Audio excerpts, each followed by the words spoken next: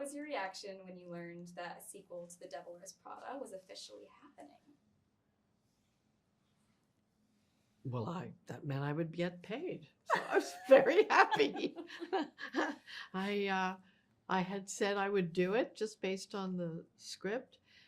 I said, if you can get those other lunatics to come in, I'm in. And everybody else said yes, and we were off to the races and to the races because we didn't have a lot of time. No. We hit the You ground came running. in one day. She came in one day from another movie. Yeah, and we had in Hungary or somewhere. Where were you? Romania, somewhere. Atlanta. Oh, okay. But I love the drama of your imagination. No, that's what. But you said you were. Where were you? I went there after. That was okay. That.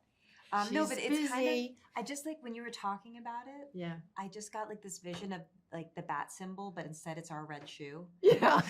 So it's kind of like it hit the sky, and we were all like, "We must to Elias Clark." Awesome. Okay.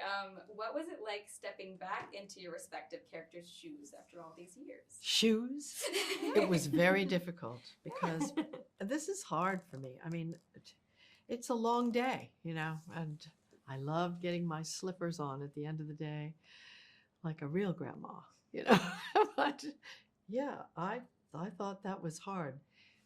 This person ran through Manhattan endlessly in her shoes, and she says, doesn't really hurt my feet. I never. Yes, no, you I did. didn't. I said the last thing I said to you on set was, "Oh no, they hurt."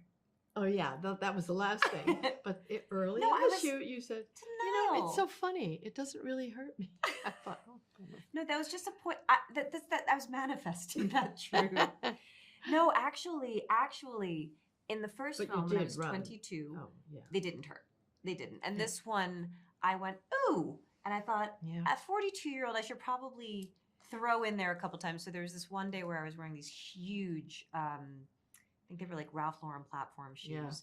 Yeah. And I realized that Andy would have taken the subway home in those shoes. And I said, David, I just have to be like doing a very Andy muttering about them, just be like, so stupid, so pretty, so stupid. And it just has to be some kind of commentary Something, on it. yeah. Something. Yeah. Okay. What was it like reuniting with your director, David Frankel? It was Heaven. wonderful. He's just, everybody knows that just the loveliest man. And we had a joint interview with him this morning, and he was talking about how he'd kept a diary, and on the fourth day, he wrote, "How could a day be any worse than this day?" He had no idea. We were ecstatically happy. He keeps it all to himself, and he's unfailingly kind and smart and focused. But as a leader on the set, he understands that not everybody wants to know that you're in dangerous waters, you're nearing the iceberg. You got to keep it to yourself. And he did. I hold David in a particular place of gratitude because, like most people, when I was 22, I was kind of a mess. And he just was so kind about the human being that I was and the developmental state that I was in. And he just protected me, and he looked out for me, and he was so good to me, and he graced me so much. And over the years, I've called him for advice. I've stayed in touch. And so it was such a joy to be reunited with him as an adult now who knows how to take care of herself and didn't have to lean on him so hard. And this time I just kind of like, you know what? I'd love to take care of you this time. My feet don't hurt. How many miles do you need me to run? Yeah. That's wonderful. All right. I know you've both worked or interacted with other cast members over the years, but what was it like getting this particular gang back together?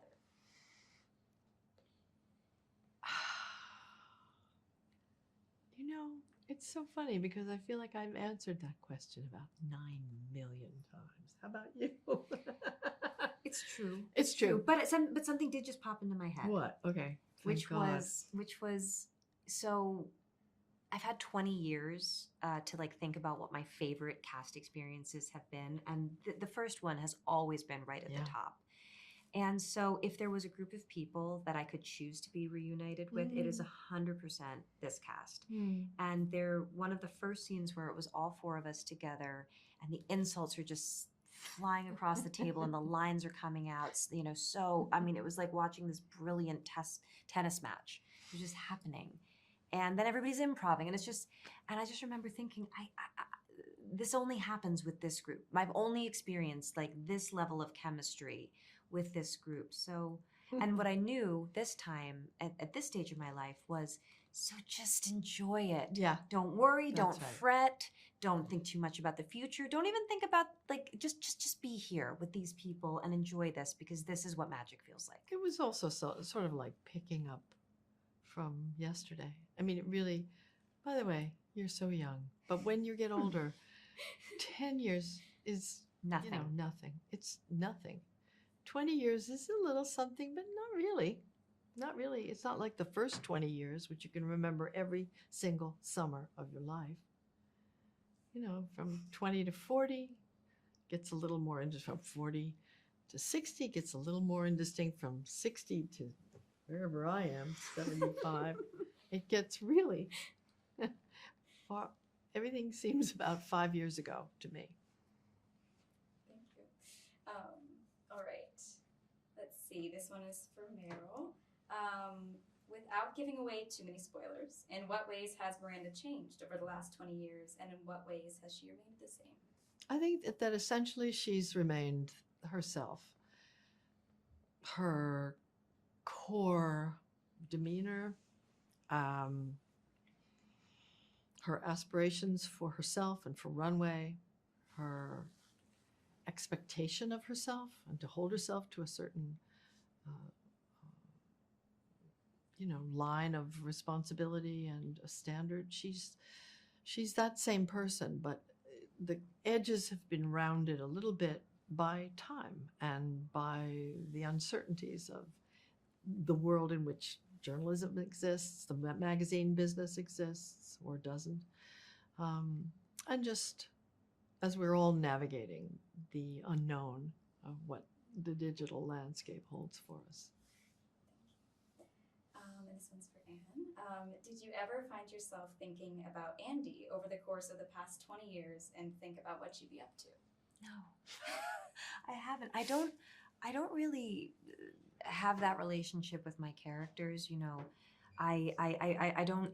I'll watch the films that I've made maybe once. You know, just to kind of be respectful to the process and be out of curiosity about what we made. But I don't really live in the past. You know. My relationship with my characters is through the making of them and through all the thought that goes into them and the muscle memory of playing them. But no, I don't have the sort of information that you would need to be able to say something like that. I'm not the writer. And so, because I couldn't just imagine Andy, I'd have to imagine her within the context and as she relates to all of these other storylines, because that's how she exists in the first one for me. Mm-hmm. The first one is, what was your reaction when you first learned that there was a sequel to Devil Wears Prada? I screamed with joy, actually. Yeah. Was very excited to do the sequel, especially excited to work with Stanley again. Yeah. And then they divided us for most of the movie. Yes, I was very excited too, and angry, still am, that we hadn't more to do together. Yes. But I think, you know, we have all realized over the years that we have been lucky enough to be a part of something rather iconic that this film is, and what it means to people and the imprint it's had on people as they've grown up watching it. I think we didn't quite realize the impact until we started filming the second one. Just crowds of people outside, which was sort of terrifying and incredible, really, to see what the film means. Yeah, it makes people happy, but people from all walks of life and of men all who ages, didn't want to see men it, who were dragged there by their wives, and then secretly loved it. I really like that movie. But they say really conspiratorially. Yeah, conspiratorially. Like, hey, you know what? They look around over their shoulders. Sort of, you know. And so how was it like returning back to these characters after all these years? Well, I adore playing her. She is completely deranged, and so that's fun. I love the clothes. I love the spectacle of it. It's great when you get to do hopefully a disappearing act into someone else. Can you imagine if I was quite like her in real life? You're so not like her. So I think that's fun. Yeah, same. I mean, I love playing this character. He's so. There's something very comforting about playing him. He's very soothing. Yeah. I agree. What was like reuniting with David Frankel? I mean, David Frankel sort of changed my entire life, really, and my career, certainly. And I think a lot of people auditioned for the Emily role, and I ran in, I'm sure, amongst the hundreds of other people who read for the part, and he, thank God, liked it and wanted me to do it. And I think then I was a part of a film that everyone saw and everyone loved, and it was life-changing. You know, it opened the door to play such wild characters because she's so bonkers. It became indicative of like what I wanted to kind of do moving forward. I owe him a great deal, really, and he's very calm.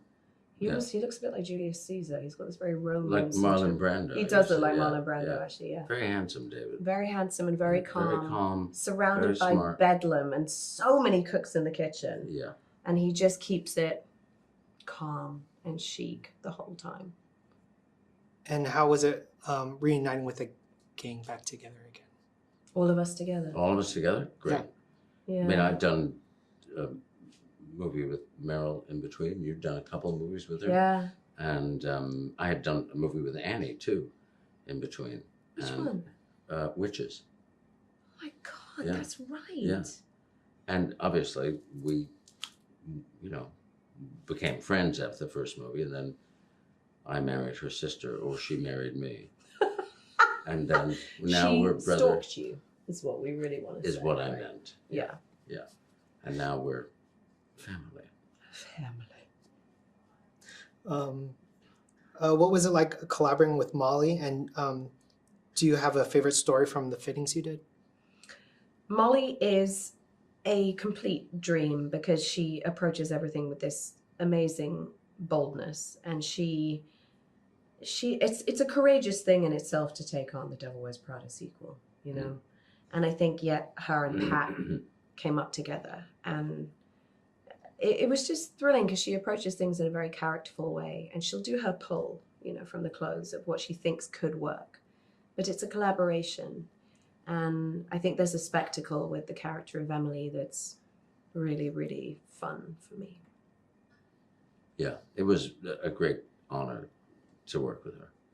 She comes in and she seems incredibly scattered, and I don't think she ever writes anything down or anything.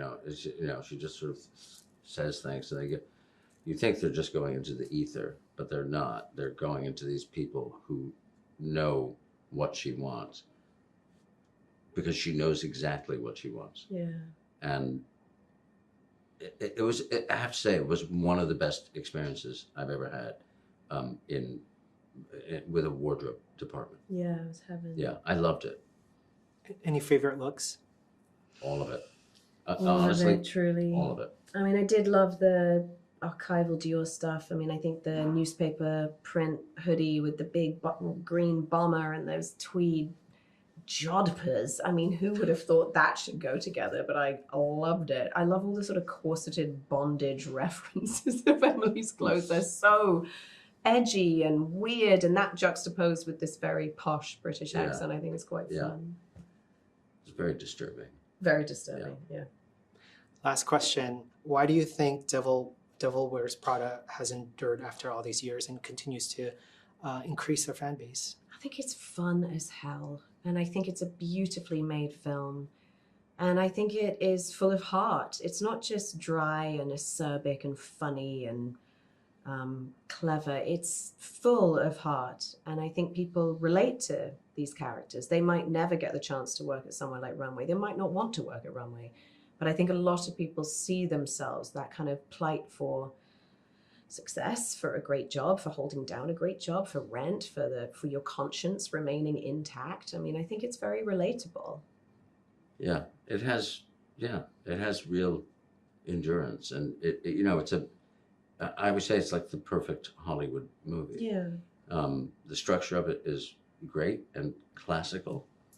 So quotable. Right, very quotable. So quotable. And it's funny, and like Em says, it has real heart to it.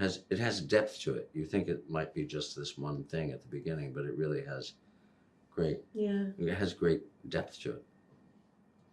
That's all. What is your relationship to the first film? Do you remember watching it the first time, and what were your reactions like? I don't remember watching it again. It was like it just became part of our life. Yeah. Like It arrived to us and then never left us. We were quite young, I Mhm. guess. Yeah. I think I remember like rewatching it maybe for the first time as a young adult and coming into like the world as an individual person and thinking about like entering the workforce or just entering the world as a young woman and feeling like, oh man, it really holds up. I remember all of these moments, but now it's ringing differently and having a different resonance to me now. What was your reaction when you found out you were cast in the sequel? Happy, Happy, so Excited, Yeah. Great. thrilled. I mean, I feel like it came out of sort of nowhere. We know how it is. Like you tape for things and You have the chicest story. I'm sorry. You But were the on chic- Broadway. I was on Broadway. On Broadway. Yes. I was like, oh, David, yeah, send him in. David, send him in. This Send is him in. Yes. crazy. Yeah, David Frankel came to see my Broadway show after I had done my final callback, and I think that one of our wonderful stage managers backstage was like, Helen, there's a David Frankel here to see you. He really wants to come back. And I was like, oh yeah, David, come back. Come back. Come back. Come on, Yeah, let's come talk. to my dressing room. Yeah, like all this stuff. But it's just because like it was at the point where I wanted to share the world that I was in. And I was so happy I had such a wonderful callback experience with him. And he made it so painless and was such a grounding and normal guy that I was like, oh yeah, that's my friend. That's my friend. And then he has made such a beautiful world. So yeah, to like zoom out is crazy, but the zooming in is just like we had such lovely people around, so it didn't feel overwhelming. What was it like sharing certain scenes with Meryl Streep and Anne Hathaway? What an honor. Yeah. Like, such an honor. Learned so much. And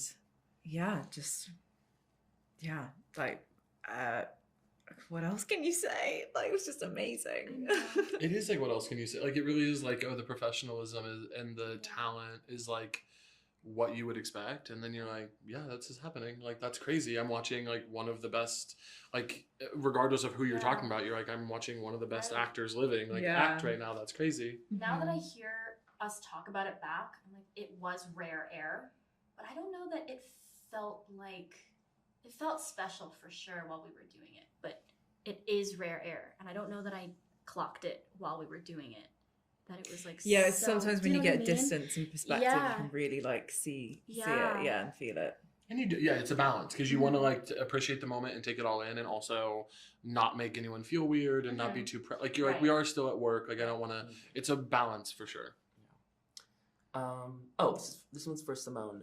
Simone, your new character is the new Emily, so to speak, but she isn't flustered. In fact, she's quite the opposite. She's really cool and composed. Can you tell me more about how you and the filmmakers brainstormed what your character would be like? So Aline and David kept saying, like, this is someone who holds himself with such poise and like almost this regal kind of air to them, and has this quiet confidence and can like say things to Miranda and everyone else and kind of get away with it with a smile on her face kind of thing. So I watched a lot of like best moments of Rihanna because I was like, who can say anything and get away with it, basically. Obviously I'm exaggerating to a degree, but it just helped me get in the vibe of her confidence and her sassiness and just to embody that kind of feeling as a woman and then paint it in my own way, for a better word. So that was a small insight to the process of developing her. Cool. Helen, you were performing in Broadway in the Broadway musical Maybe Happy Ending. At the same time, you were filming the scenes from this movie. What was that process like? For Maybe Happy Ending, it was such a personal, amazing journey. And at that point, I think I had done about 200, 300 performances. So it was something that I wasn't necessarily like nervous about remembering the lines anymore. So it was very exciting to start the day with so much newness and practice this muscle that I haven't necessarily like flexed before, and learned so much. And then to translate all of the comedy that I was learning in the Broadway show that I was doing at night and translate it to like a film setting. I also felt like a badass doing it because I knew how hard it was. And at the same time, I was excited to like surprise myself, and do something that maybe necessarily on paper I would have been like, I can't do that. That's too overwhelming. That's too crazy. And I was surrounded by an amazing support system, and everyone on set was so lovely and patient and wonderful that it just kind of felt like, let me just show up and try my best, and the rest will fall into place. Cool. Caleb, your character Charlie has a happy to be here vibe, but he expresses so much through his like subtle moments. Did you come up with like a backstory for him? Yeah, it's funny because it is like not so dissimilar from like my own. Like I thought a lot about like him being from a place like where I'm from, like kind of middle of nowhere, like rural America, and like wanting to move to New York and like be able to express himself. And Aline and I talked a lot about Nigel in the first movie, talking about reading Runway magazine under the covers with a flashlight and it being like a beacon of hope for kids like him and kids like me, Caleb, and also a kid like Charlie. And I think the reason he's so happy to be there is because it means something different to him. He didn't I envisioned his character as not having grown up somewhere where there was access to a lot of open-mindedness or chicness or any of that. That was some of the stuff that I was like thinking through with Charlie and why he would be so happy and like elated to be chained to his chair at his desk and having this hard job that was so hard for Andy, and like that Emily had so much anxiety in the original, why his perspective would be more aligned with like Nigel's feelings about it. Yeah. Molly Rogers, your incredible costume designer, said she wanted to put everyone in timeless clothes that made them look and feel their best. What was it like collaborating with Molly, and do you have a favorite look from the film? We were saying Molly, Yeah. the costume department, Molly's whole team were just amazing. Jake, Danny, Jessica, and the whole makeup and hair department. But costumes, it was just, she's a great personality. And she's we're seeing her tonight, right? Yeah. She understood the assignment. Yes. Because when you're doing costumes for the sequel of Devil Wears Prada, you know that there's going to be like expectation. And I think that to Molly's point of it wanting it to be timeless, like people wanted, I don't know, I think she wanted it to have the same kind of like standing the test of time, at least in a fashion sense, sort of towards the first movie, and having like a very specific point of view, I think was that. And so on set, she was always like discerning and intentional about the pieces that she was talking about. All right. One last question. Why do you think a story like Devil Wears Prada continues to endure? The first film has the first film has not only reimagined The first film has not only remained a fan favorite, but it continues to grow with like a new generation. Why do you think that is? I think it's such a satisfying movie to watch, to see Andy Sachs come in and she's overwhelmed and out of her depth in this hyper-real fashion world with these hyper-real characters, and she's in New York, and then she rises to it and overtakes Miranda and has the makeover, and it's just so satisfying to watch. And I think it's a universal story that is timeless, right? So anyone from any generation watching it is rooting for her. Yeah. And in rewatches, I feel differently about her journey. Yeah, you were saying so I think that the older you get, whenever it arrives in your life, I think there's something to glean from it. Even like Miranda's journey with her husband and her kids, and like being a mother and trying to balance family and work. Like that's pretty universal theme. So I think it reaches a lot of different kinds of lived experiences. I think the original and the new film all tap into a number of cultural obsessions that we have. We're obsessed with New York, being young in New York. We're obsessed with power and money and looks and who gets to be near all of that. But I think really when I think about it, and what I got so excited about reading this script was that the thing that I love the most about the first film is that it's truly character driven. And if I showed, if you showed somebody 15 lines from the movie and you said, which character do you think said this? You could get it with almost 100% certainty, which is the same about great sitcoms and about great plays. Like, could you tell if there was no name and no delivery, like who said each line? And Aline's brilliance as a writer, that's what it is. And the second one maintains that as well. It has that character driven like brilliance in the writing. And then her and David collaborating, like the way he directed both of these films is just like, yeah, they were meant to make these movies together, I think. Yeah. All right, so first question. The Devil Wears Prada became an instant phenomenon when it debuted 20 years ago. Why is now the right time for a sequel? What was the reasoning behind waiting?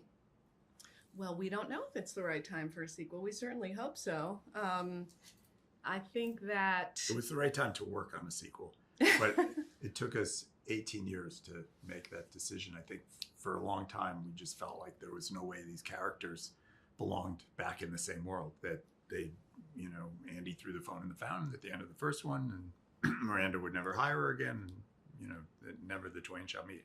But times change and the world has evolved, and that exploring the changed world of journalism and media seemed really interesting to us, and how Miranda would face the challenges of